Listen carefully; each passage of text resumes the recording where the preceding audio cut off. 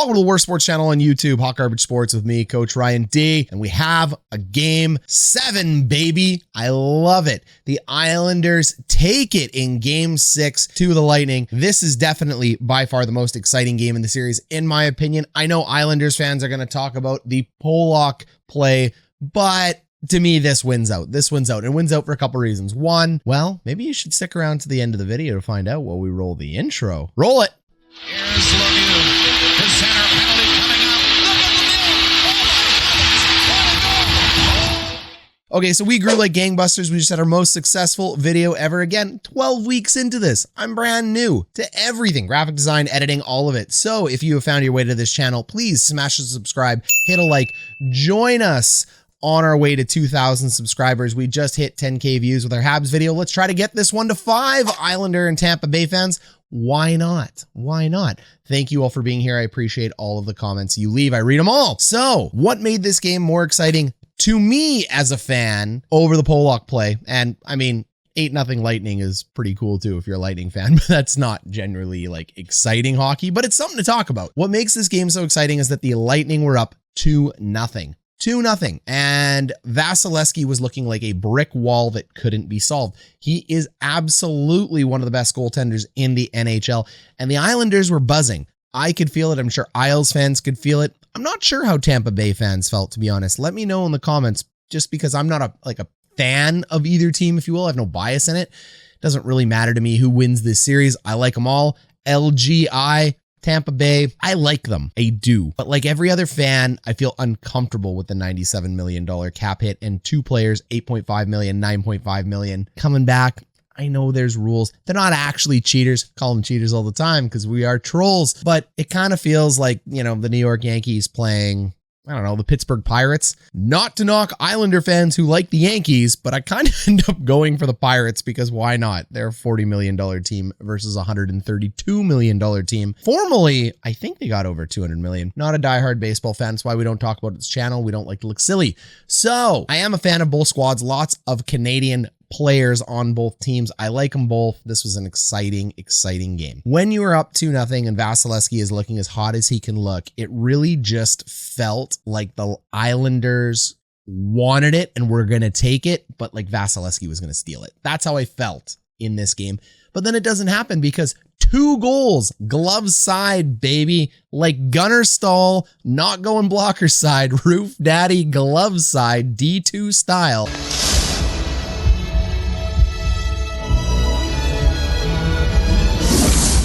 Beats Vasilevskiy in one of the faster overtimes we've seen. I guess they've all been fast, which is nice because I can get to this video and get to bed. Anthony Beauvillier, wow, what a goal. 1-2-2 forecheck, pivoting players down below. F1 becomes F3, becomes F2. I'm going to explain it all in the clips.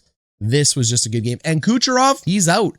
What seems to be a very light hit, and we will never know because the NHL is not like the NFL. They're not going to fully disclose what, why, and how happened, which sucks. So we can speculate, but I'm not going to spend a ton of time on it. Looks like Kuch's wrist or shoulder is blown up at this point. He leaves the game. Now you're only $8.5 million over the cap, and the Lightning capitalize. The other narrative for this game was the fact that Matt Barzal was not suspended for cross-checking a player to the teeth. And I had a great comment saying, Coach Ryan D, what do you think about it? Well, Coach Ryan D likes tough hockey. He's been around hockey for a long time. This crap happens because that's the way the rules work. They shouldn't, but that's the way they work, and that's the culture of hockey. So, like, clean cross-check to the teeth.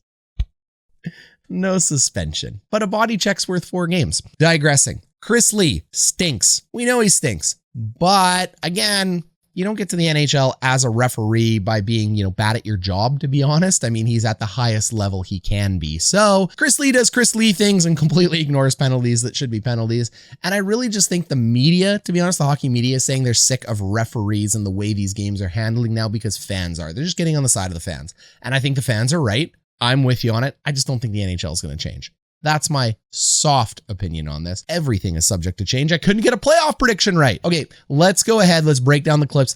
Let's see how the Islanders did some damage, baby. All right, so goal number 1, Brayden Point extends his streak. Unbelievable. I am really cheering whether the Islanders or the Lightning win next game for him to tie Reggie Leach. Brayden Point is an amazing, amazing player. And for those of you who may or may not know what's going on in Team Canada land, you're going to have Crosby, McDavid, McKinnon, and Point all on the same team? Are we going to see 4 centermen down the middle, or one of them going to the wing? Let me know down below. Back to Brayden Point getting his 9th point. Okay, so what happens in this play is pretty simple. This is a 2-1-2 forecheck, and a 2-1-2 forecheck is not heavily deployed in hockey. It's a very aggressive forecheck because you're putting 2 down low. You're going to go 1, 2. Your third guy is going to be in the slot, and then you're going to go 1, 2 in the back. So you're pressuring with 2 players. It's a normal 1-2-2, and whatever number comes first is how many people are leading the pack. Simple. The next thing you're going to see in this clip is that they end up doing what's called widening the zone. So in the offensive zone, the Lightning want to stretch the zone and widen it east to west, whereas the Islanders want to contain it to one section so they can overload and win puck battles. So when an offensive team widens the zone by wrapping a puck around, like the Lightning are attempting to do here, that causes the Islanders D zone to stretch out east to west and gives you holes that you can exploit. And that is what happens here when Brayden Point scores from Cirelli. All right, so puck's here, it carried around the boards like this, and just like I talked about, 1, 2, 1, 1, 2. 2-1-2. And what normally happens here is that when you have your F1 over here, which just stands for first guy on the puck, you go ahead and back up these 2 players into the middle of the ice to create a 1-2-2. However, sneaky man is going to stay down low here for a nice 2-1-2, and we're going to get a turnover on that puck. And that's a risky play because a 2-1-2 leaves you exposed to the rush. But it works. Okay, so what we see here is an excellent block by Point. So he ends up sealing the boards here. The puck sneaks out to Cirelli. We're still in our 2-1-2 forecheck. And you can see that the Islanders have tried to sneak away, which gives them an even number of battle down below. You always want to outnumber them. The Islanders tried sneaking away, and they should have. That was the right play by the Islanders, but Tampa Bay exploits. So Cirelli is able to move the puck up into the slot. Brayden Point sneaks out right here. Puck ends up going in on the net. Point ends up putting it in. All right, so goal number 2 is a stretch pass. And somebody made a comment to me in the last Habs video that I made, because the Habs use a very distinct stretch offense, that the Lightning do it the same way. Yes and no. I'm going to show you why it is different.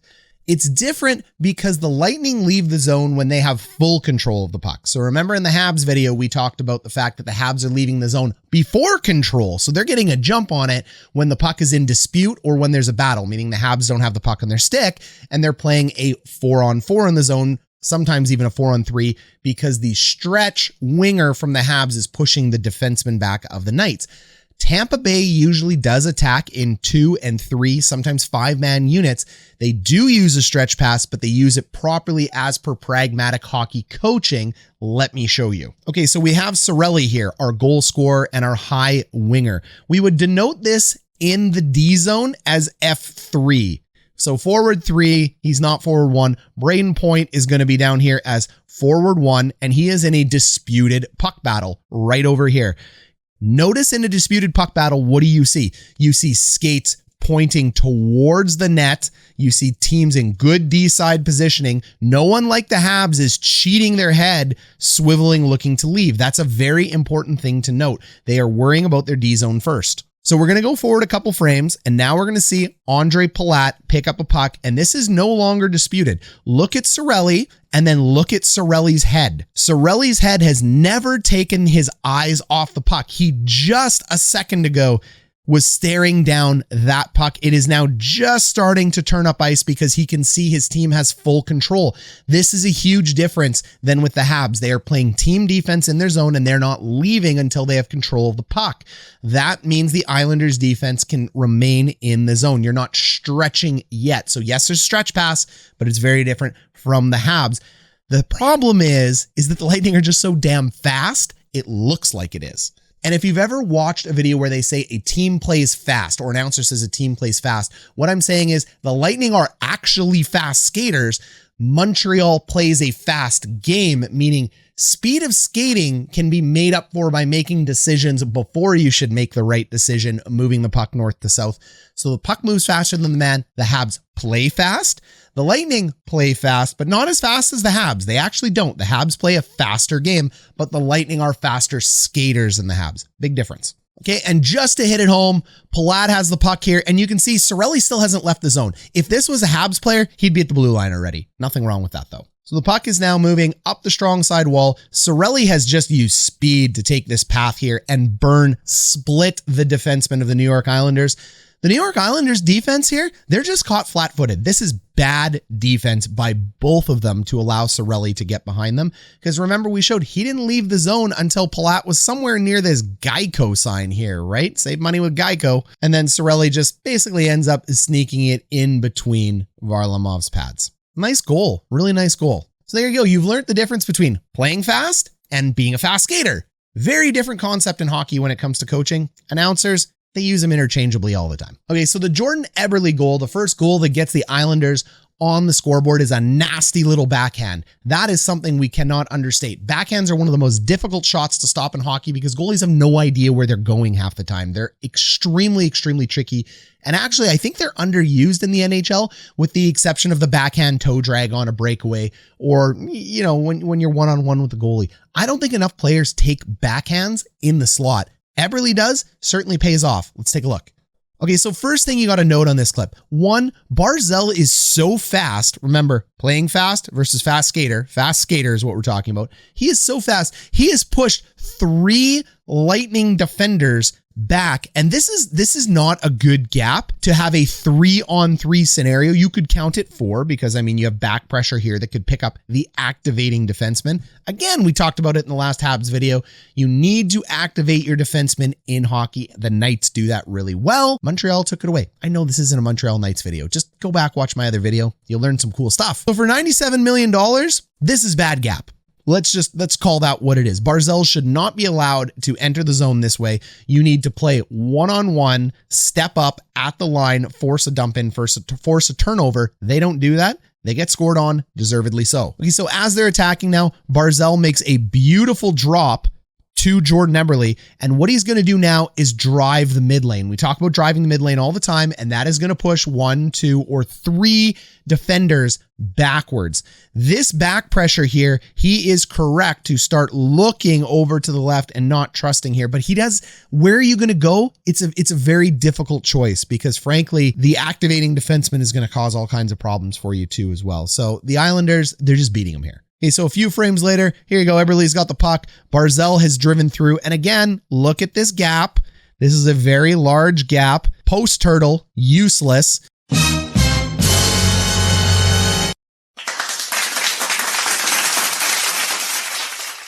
And Eberle is just going to walk into the slot and shoot. So here you go. He's made it through. Look at Captain Dive over here. Told you that gap was terrible. Now we're reaching. Anytime you see a player bent over like this at this type of angle, he's burnt. Like this reach is desperation. And then again, post-turtle. Look at this beautiful backhand shot by Jordan Eberle. This is why it's so difficult for Vasilevskiy to stop. Normally, Vasilevskiy is 1, going to be looking for the puck, and 2, he's going to be watching the eyes of the player and the square shoulders of a player to get an idea of where he's going to shoot. 1, Eberle's shoulders aren't square. They're actually pointing perpendicular towards his eyesight. And 2, his head isn't picked up because you're shooting a backhand shot. So this is just all kinds of trouble for Vasilevskiy. So there you go.